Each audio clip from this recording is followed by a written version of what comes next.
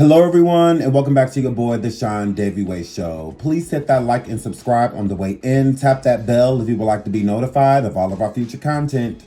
Today, I bring you a video on Shalon Calvin Jackson, which is Monique's eldest son that she had from a previous marriage. She also had another son in that marriage, and his name is Mark Eric Jackson Jr.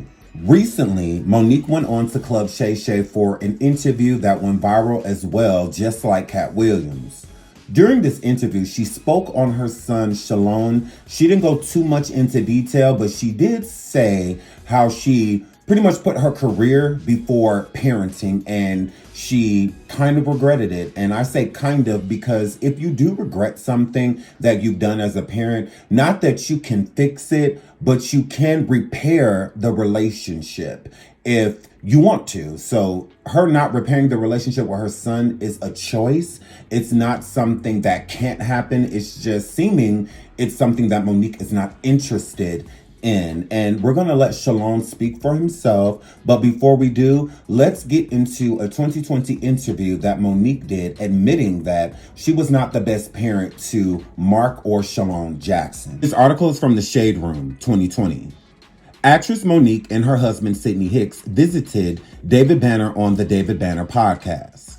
It's no secret she is known for her transparency and her willingness to speak her truth. So it was no surprise that she did just that.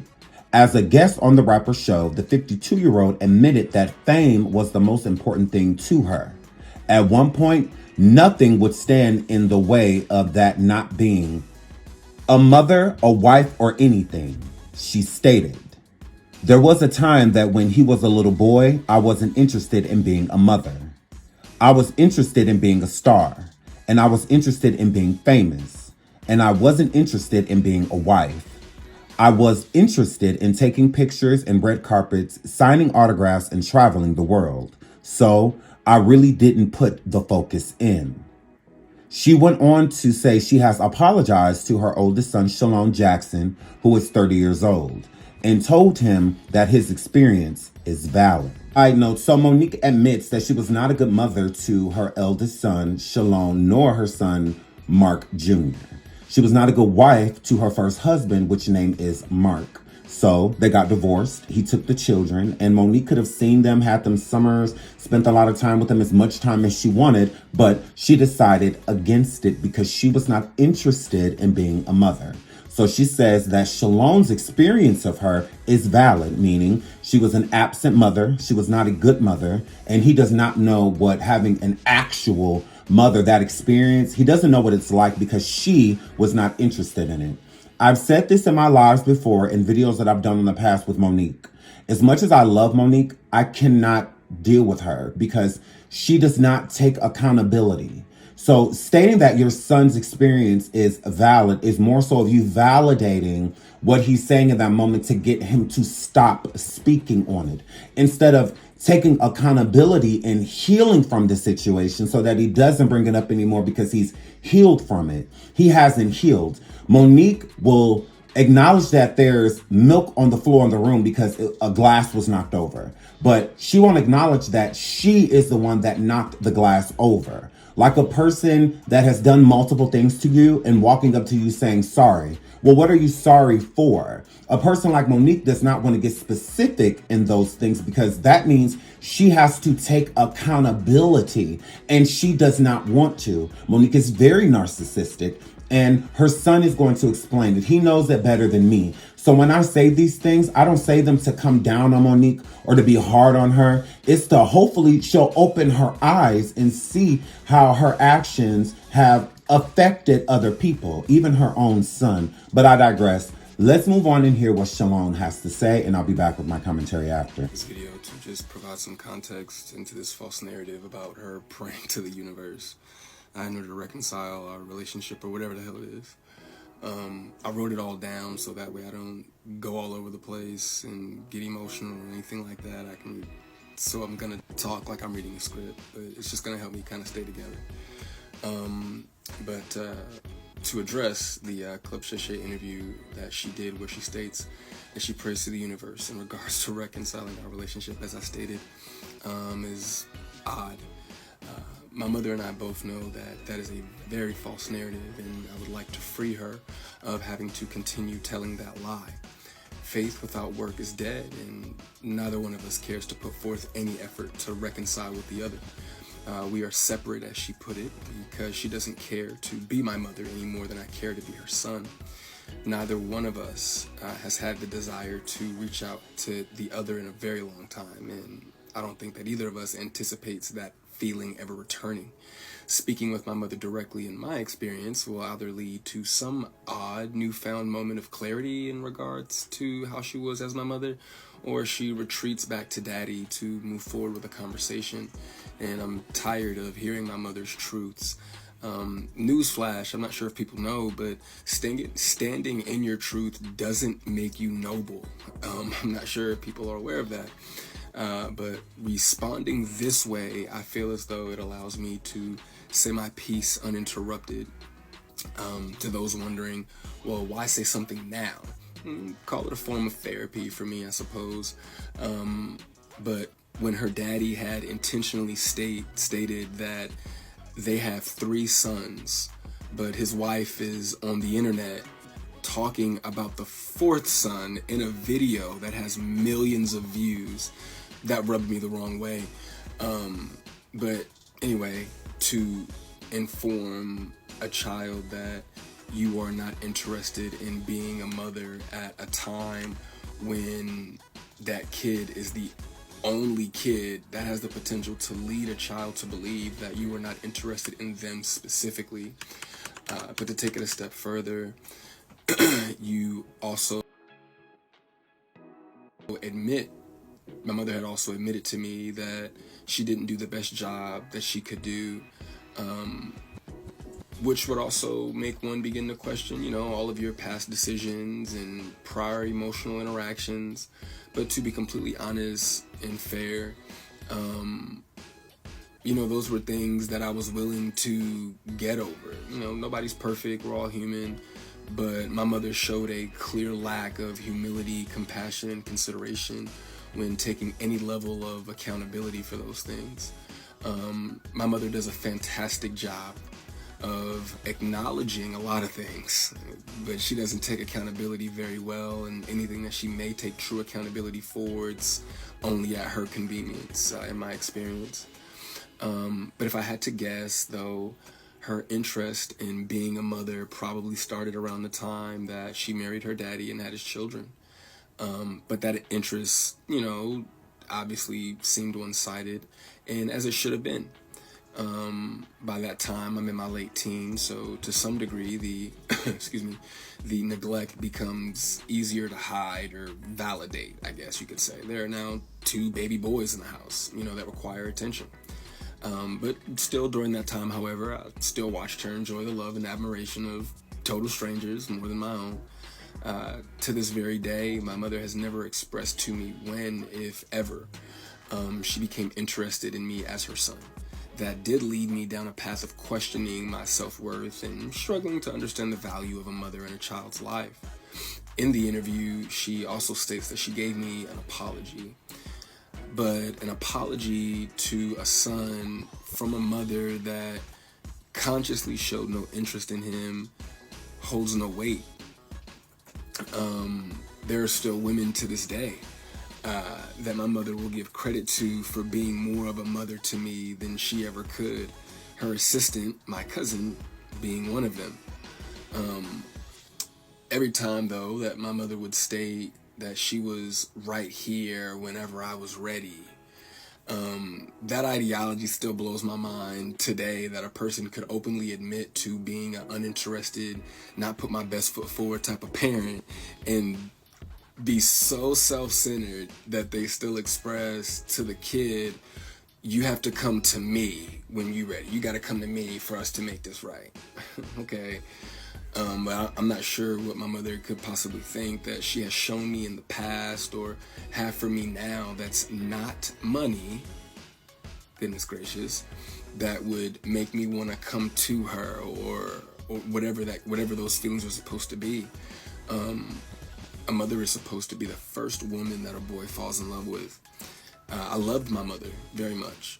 But my mother loved things more than she loved me. And she would validate her love for me by giving me things and would proceed to call me ungrateful or inconsiderate if said things did not have the desired effect.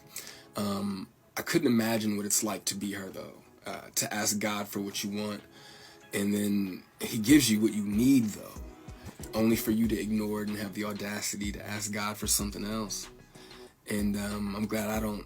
I'm glad I didn't do that. And when He told you no, you went to the universe instead. By no means, though, do I want to give off any type of an impression that I am a victim of anything. That's not the case. As you can see, I'm smiling from ear to ear. I'm alive. I'm happy. I'm a dad. I'm healthy, I think. I drink a lot of water. I'm getting over a cold now. I still have my days just like everybody else. And, there were a few things that she did teach me along the way. I did learn how not to love from my mother.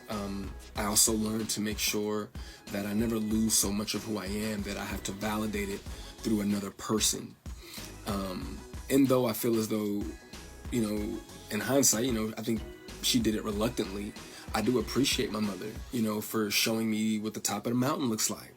You know what I'm saying? It did give me perspective on what hard work and dedication can get you, but I don't want something like that at the cost of giving up something that I created.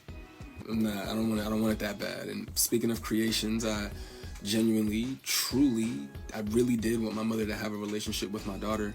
I even fought through those intrusive thoughts that were, if she wasn't interested in you, what makes you think she's going to be interested in your kid?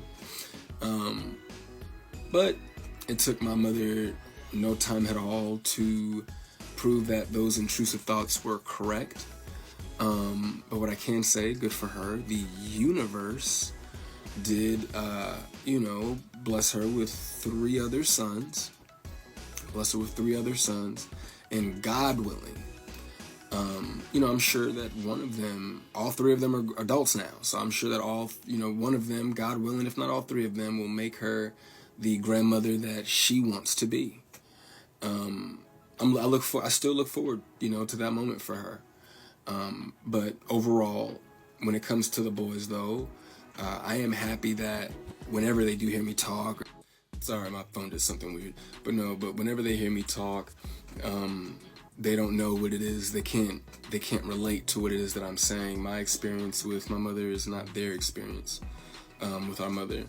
So my prayer for her and them is that they continue to see her the way that they see her now. I do also want to make sure that I say thank you to my mother for giving me life. Without that moment in time, I wouldn't have had my little one. But outside of that moment, there isn't anything that either of us has to offer the other. In my opinion, it's a waste of God's time and the universe's time for praying for something that you were not willing to put forth any effort to obtain. Putting the work into becoming Monique is more important to my mother than being my mother.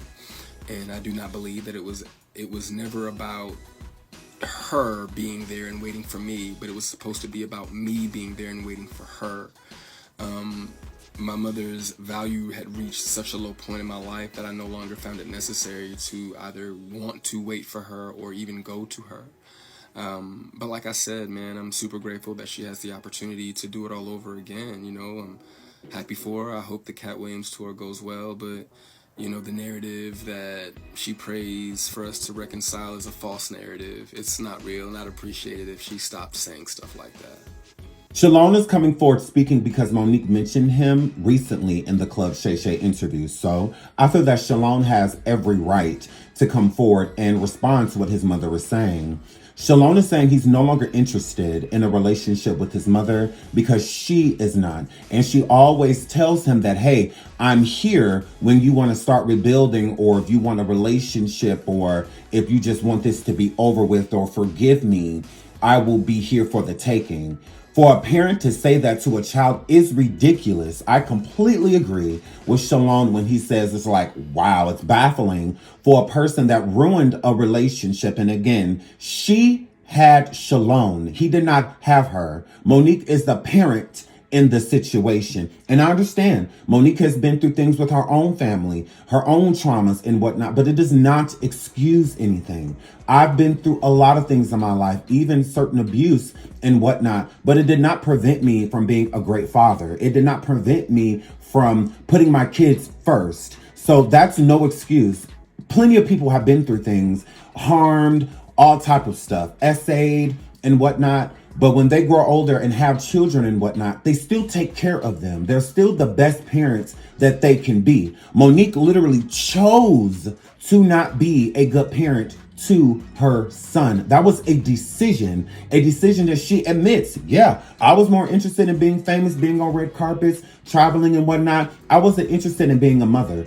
I don't think Monique realizes how harsh that sounds, because as the child, it's like you're sitting there listening to her like, so you're literally saying you chose all of these things over me, that they were more important than me, when I should have been your center focus and I wasn't. And for Monique to give other people praise for being more of a mother to her own son than she was is deplorable. What does Monique not get about that? You're giving people grace and whatnot when you could be doing these things yourself, when you could be being the mother yourself, and now you're a grandparent and you have nothing to do with your granddaughter. But you don't want to talk about that type of stuff. You want to get up here and point the finger at all of the people that took away the thing that made you a monster mom to your own kid. You put fame and fortune and all of that ahead of him, and all you want to point out is the people that did you wrong. Monique, what about the people that you are doing wrong?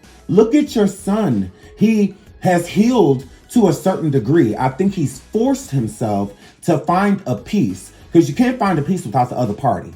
So without having serious, thought-provoking conversations with his mom, he's not truly over it. You can tell that there's still a lot of hurt and pain that is inside of him, but he's given up on finding peace. He's given up on her, coming through and doing the things that she's supposed to do. It's not words at this point. It's actions. He needs to see certain actions, and he feels like he won't. So he's just over it, and he'll make sure that he's the best parent to his daughter, and shout out to Shalon for that. Monique is being brought on tour by Cat Williams and all of this stuff. Shalon is a comedian. Why can't she have him placed on certain tours? Why can't she go on tour and tour with him and whatnot? Put your son on the map. Give him the fame and the fortune that you gave yourself, that you overlooked him for. I find that baffling. Monique, wow. I love you all. That's all I have to say for this video. We will be back with more. Until then, make sure you hit that like and subscribe. I love you all. Bye.